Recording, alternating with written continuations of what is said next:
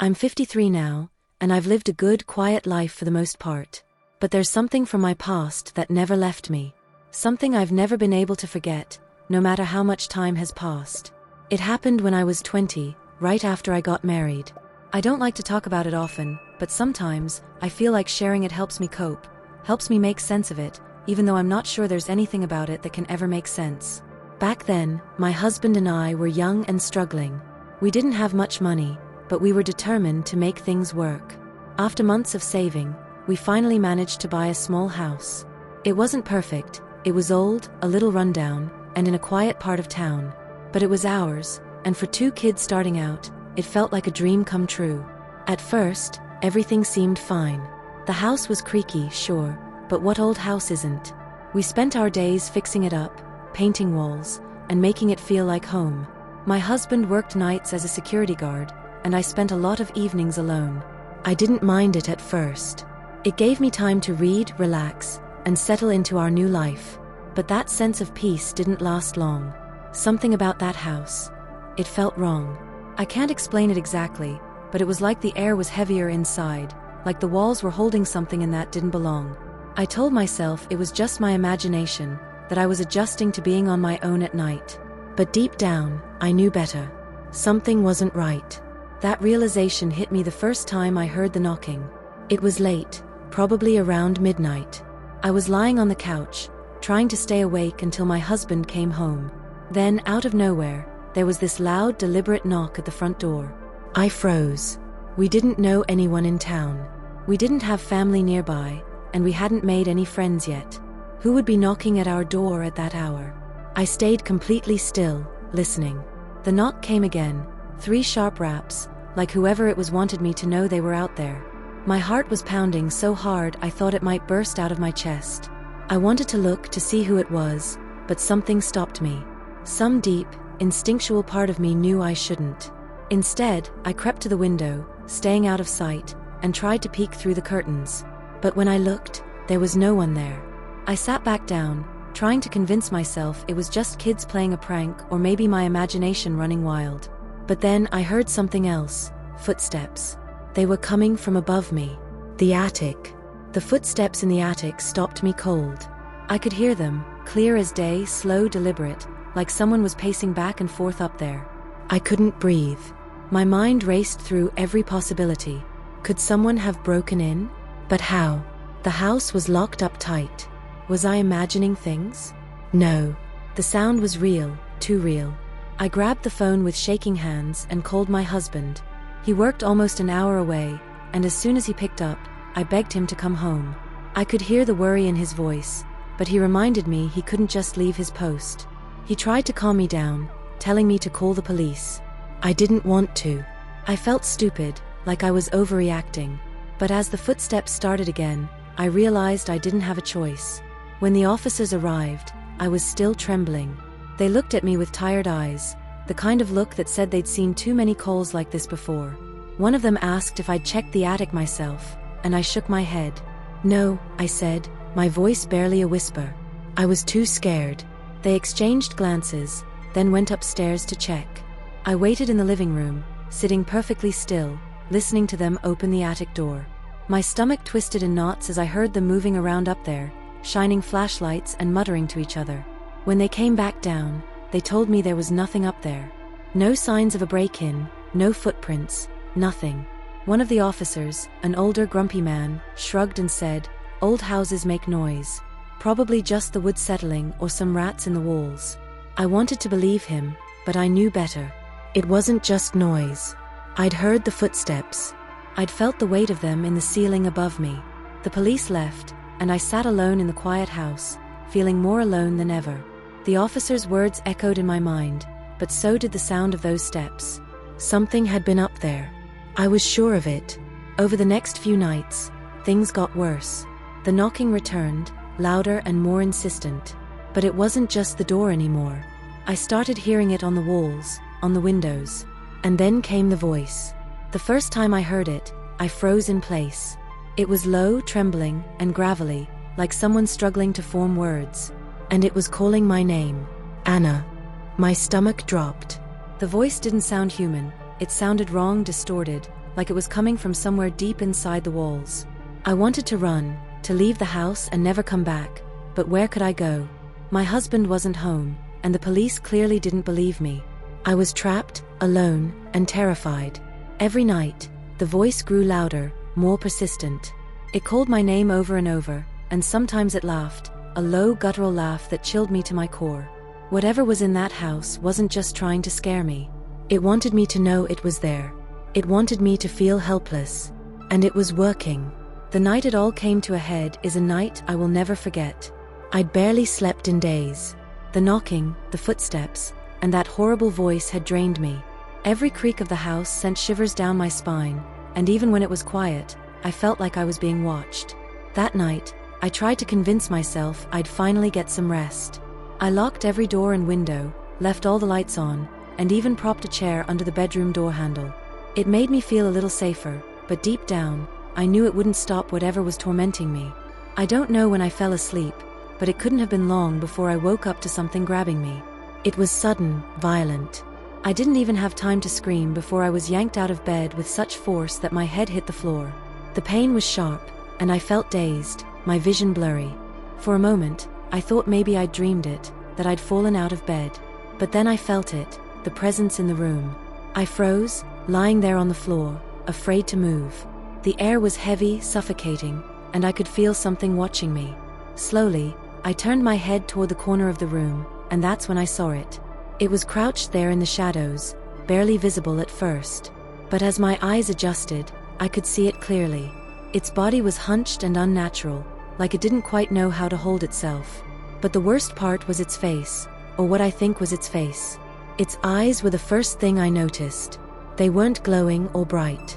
They were dark, empty, like two lifeless holes staring straight into me. And the hate in those eyes. I've never felt anything like it. It was pure, unfiltered malice, and it was directed at me. I wanted to scream, but no sound came out. I just lay there, paralyzed, as it stared at me, its head tilting slightly, almost like it was studying me. I don't know how long it lasted. It felt like hours, but it was probably only seconds. Then, as quickly as it had appeared, it was gone. The room was empty again, but the feeling of being watched never left. That was the final straw. When my husband came home that morning, I was already packing our things. I told him we couldn't stay another night, that I didn't care what it took. We had to leave. We found a small rental in another town and moved out within days. We didn't take much with us, just what we could fit in the car. I never went back to that house, not even to collect the rest of our belongings. For years, I tried to put it behind me. My husband and I rebuilt our lives. We found a better place to live, he got a good job, and we were finally happy. But no matter how far I go, I can't escape that memory. I still see those eyes sometimes, in my dreams or in the dark corners of a room. And every time I do, I feel the same thing I felt that night, like it's still out there watching, waiting. Some things I've learned never really leave you. And that house, whatever was in it, I don't think it ever wanted to. It's been over 30 years since we left that house, but the memories never faded. Even now, as I sit here in my warm, safe home, I can still feel it, the weight of those nights, the presence of whatever that was. After we moved, things got better for a while. My husband and I started fresh, and life went on as if none of it had ever happened. But it's strange how trauma works. You can bury it deep, push it down, pretend it's gone, but it finds a way to creep back in when you least expect it. For years, I would jump at every little sound in the night. A creak in the floorboards, the wind rattling the windows. It didn't matter how normal it was, it sent my heart racing. I hated being alone after dark. Even now, I still leave the hallway light on when I go to bed. And then there are the dreams. I don't have them as often anymore, but when I do, they're as vivid as the night it happened. In the dreams, I'm back in that bedroom, lying on the floor, staring into those empty, hateful eyes. I can't move. I can't scream. I just watch as it gets closer and closer. And then I wake up, drenched in sweat, my chest tight, my hands shaking. Sometimes I wonder if it followed me. I've never seen it again, not the way I did that night, but there are moments when I feel it. It's hard to explain, just a sense, like I'm not alone, like something is watching from the shadows. I don't talk about it much. My husband tries to understand, but he didn't see what I saw. He didn't feel what I felt. To him, it's just a terrible chapter in our past, one we've long since closed. But for me, it's never really over. I've tried to make sense of it, to find some kind of explanation. Was it a spirit? A demon? Something tied to the house? Or something tied to me? I'll never know. And honestly, I'm not sure I want to. That house, it wasn't just haunted. It was wrong, cursed in a way I can't fully put into words. Whatever was there didn't just want to scare me, it wanted to hurt me. Maybe even destroy me. We've built a good life since then. My husband and I worked hard, and we finally found happiness. But no matter how much time passes, there's a part of me that will always look over my shoulder, always listen a little too closely to the silence at night. Because deep down, I know it's still out there. And if it could find me once, what's stopping it from finding me again?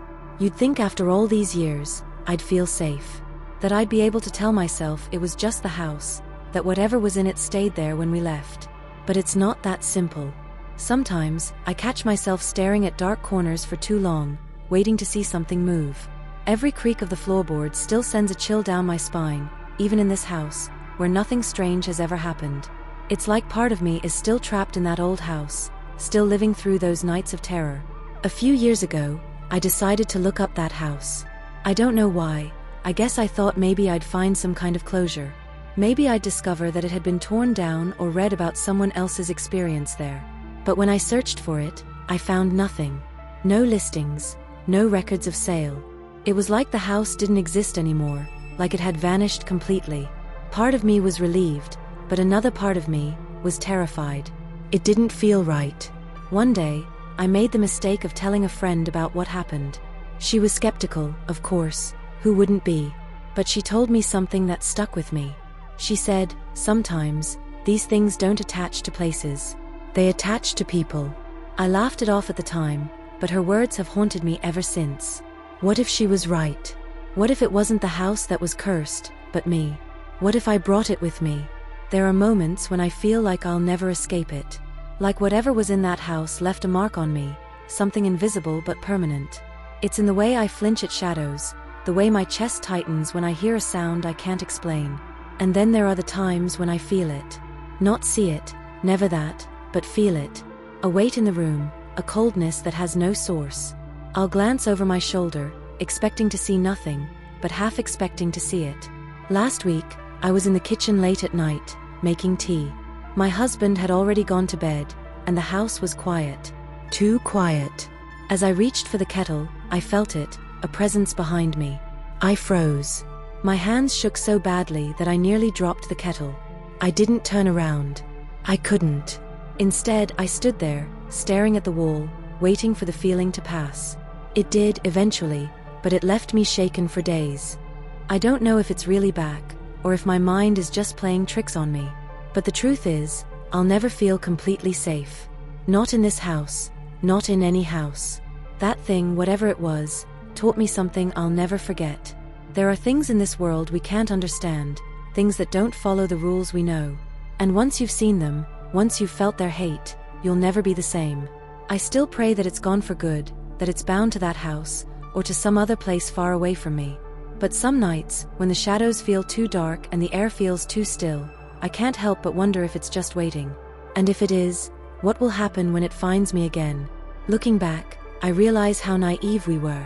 We thought that little house, with its creaky floors and peeling paint, was a fresh start. We thought hard work and hope could transform it into a home. But some places, they aren't meant to be lived in. Over the years, I've tried to move on. I've told myself it's over, that whatever was in that house is gone. But the truth is, I'll never really know. And that's the part that haunts me the most. Not the things I saw or heard, but the questions that were never answered. What was it? Why did it hate me so much? Why didn't it just drive us away sooner, before it escalated to violence? I've spent countless nights replaying everything in my mind, searching for clues, trying to make sense of it all. But the more I think about it, the more I realize some things don't have explanations. I've shared my story a few times over the years. Some people believe me. Others laugh it off, call it a case of overactive imagination or stress. I don't blame them. If I hadn't lived it, I'm not sure I'd believe it myself. But here's the thing, I know what I saw. I know what I felt. And I know that whatever was in that house wasn't human. It wasn't of this world. Sometimes, I wonder if anyone else has lived there since. Did they experience the same things?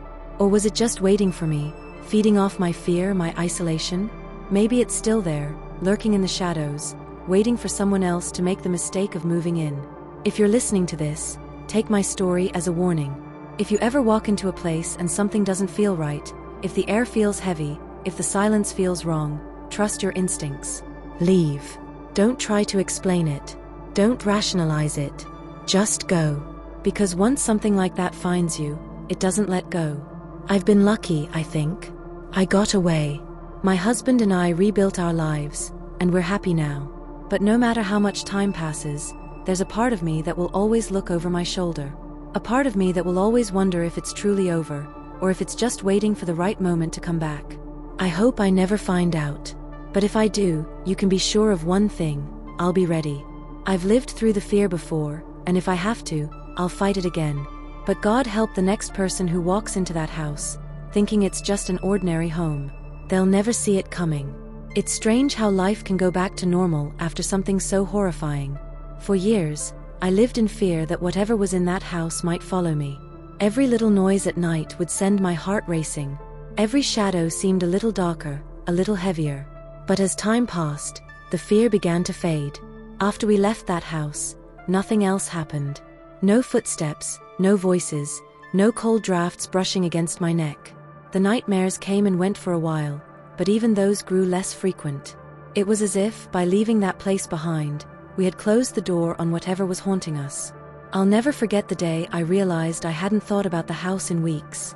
It was a small moment, nothing dramatic, but I remember sitting in my new home, watching the sunlight stream through the windows, and feeling peaceful. It was the first time in years I wasn't waiting for something terrible to happen. My husband and I built a good life after that. We worked hard, saved up, and eventually bought a house of our own, a real home, full of love and warmth.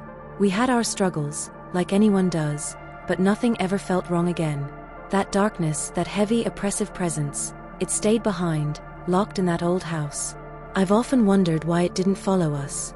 Maybe it was tied to the house itself, bound to the walls and floors where it had existed for so long. Or maybe, in some way, it had achieved what it wanted.